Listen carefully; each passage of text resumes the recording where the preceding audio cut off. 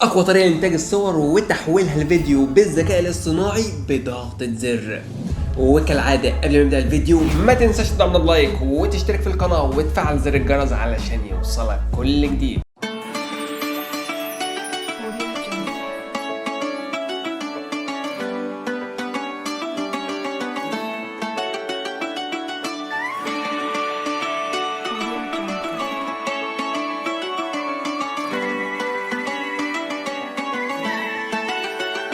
قبل ما نبدأ الفيديو، لو انت حابب تعمل ثبات للشخصية في جميع الصور وتستخرجها بالذكاء الاصطناعي، اشترك في القناة علشان بإذن الله قريب جدا منزل لك فيديو قوي جدا بيشرح لك ازاي تعمل ثبات للشخصية. وكمان لو انت عايز أداة بتعمل لك صور بلا حدود مجانا وبدون استخدام انترنت، لو انت حابب تحملها عندك على الجهاز، كل اللي عليك هتدخل للشرح اللي هسيبهولك في اعلى الفيديو ده. وكمان لو عايز تجيب وصف اي صورة عجبتك على المواقع او على السوشيال ميديا، سايب لك كمان فيديو هيشرح لك طريقة فيها موقعين اجمد من بعض علشان يستخرج لك وصف اي صورة عجبتك بالذكاء الاصطناعي وتقدر تعدل عليها. وكمان لو حابب تحول صورتك لكرتون، عاملين جزئين مختلفين، ادخل بس على القناة عندنا وهتلاقي كل الفيديوهات اللي انا بكلمك عليها هنا. السلام عليكم، معاكم طارق جاد. وزي ما سمعت كده في مقدمة الفيديو، النهارده جايب لك طريقة جامدة جدا لإنشاء صور بالذكاء الاصطناعي، وكمان تقدر انك تحولها لفيديو بنفس الطريقة وبضغطة زر واحدة بس. كل اللي عليك تابع معايا الشرح وركز كويس جدا، ولو ضميت الطريقة اللي معانا النهارده للطرق اللي شرحناها قبل كده هيكون عندك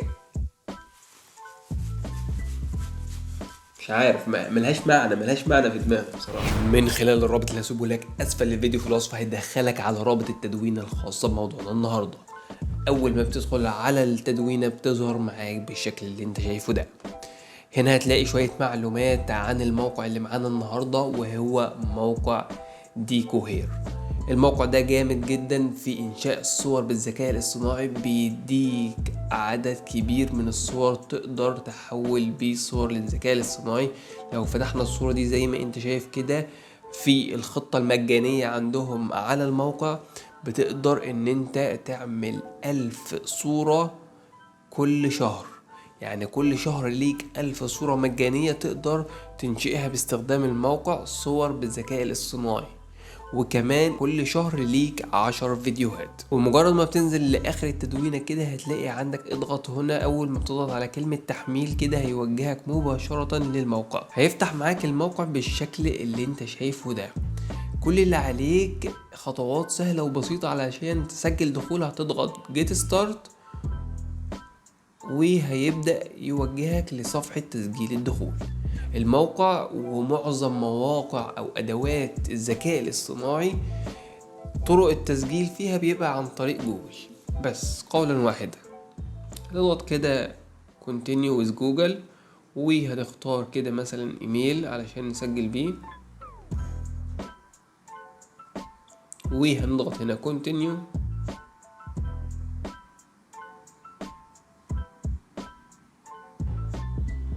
بعد ما بتسجل دخول بتظهر معاك واجهة بالشكل ده على شكل اشعار بيقولك على الحاجات الجديدة في الموقع. وزي ما انت شايف كده الموقع اضاف ميزة جديدة، وهي زيادة جودة الصور. لو انت عندك صور جودتها ضعيفة وحابب تزود الجودة بتاعتها، هيقدر ان هو يزودها لك باستخدام الموقع هنا. وهتفتح معانا الواجهة الرئيسية للموقع بالشكل اللي انت شايفه ده. واجهة بسيطة جدا.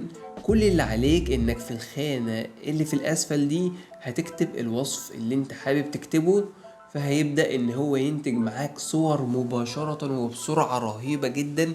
يعني انت هتذهل لما تشوف النتيجة قدامك. هنبدأ دلوقتي نجرب امكانيات الموقع وندخل في اول حاجة كده بسرعة. نرفع صورة من عندنا من على الجهاز ونبدأ ان احنا نحاول نحولها لفيديو. اول ما ندخل على الجهاز وبنضغط على الصورة هتبدأ تترفع معانا بالشكل اللي انت شايفه كده.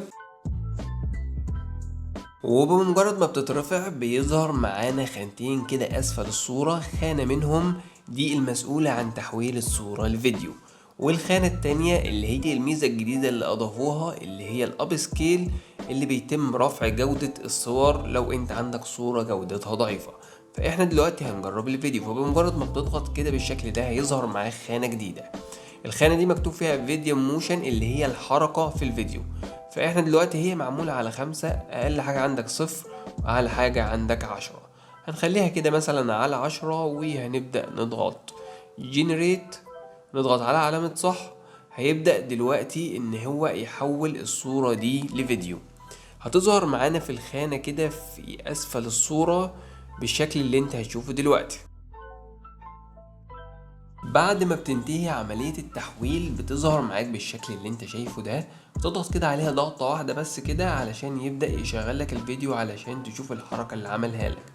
هنا هو عمل حركة للخلفية، ما عملش حركة للشخصية. هي دي المشكلة الوحيدة في الذكاء الاصطناعي اللي بتديله صورة علشان يحولها لك لحركة.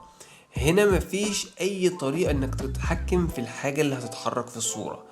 انت بترفع الصورة وانت بقى ونصيبك هتتحرك ايه بالظبط في الصورة. ودلوقتي هندخل على الطريقة التانية، وهي ان احنا ننتج صور ونحولها لفيديو بالذكاء الاصطناعي. فهنضغط هنا مثلا نكتب اي حاجة بالشكل هنا كده. هنكتب مثلا هنا تقريبا في مشكلة في سيستم الموقع لاستخدامه من خلال المتصفح، فهنحاول ان احنا نستخدم البرنامج باستخدام الاندرويد. كل اللي عليك هتدخل للموقع بنفس الطريقة وهتسجل بنفس الخطوات اللي شرحناها على الكمبيوتر. وبمجرد ما بتدخل مثلا هنكتب كده قطة، هيبدأ يظهر معاك الصور بشكل سريع جدا. كتبت مثلا جير هابي ايد مثلا، وهيبدأ يظهر معانا الصور بطريقة مباشرة وسريعة.